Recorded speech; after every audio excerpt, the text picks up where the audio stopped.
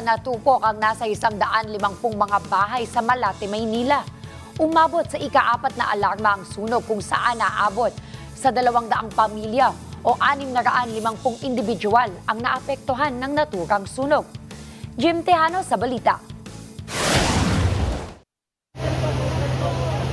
Mahigpit na yakap ang tanging naging sandata ng dalawang ito matapos masunog ang kanilang tahanan sa Arellano, Barangay 739, Malate, Manila kaninang madaling araw.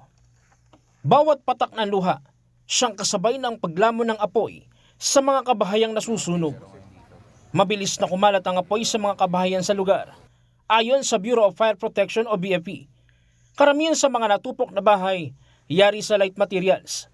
Kaya mabilis na kumalat ang apoy at umabot sa ika-4 na alarma.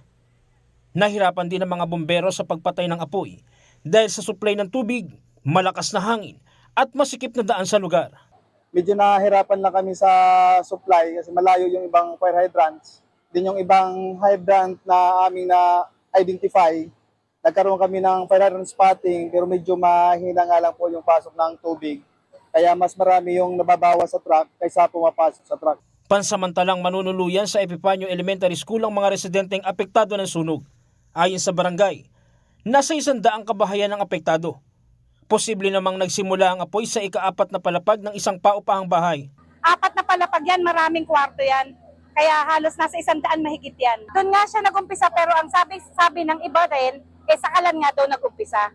Sa 4 na pang 4th floor o sa paupahan.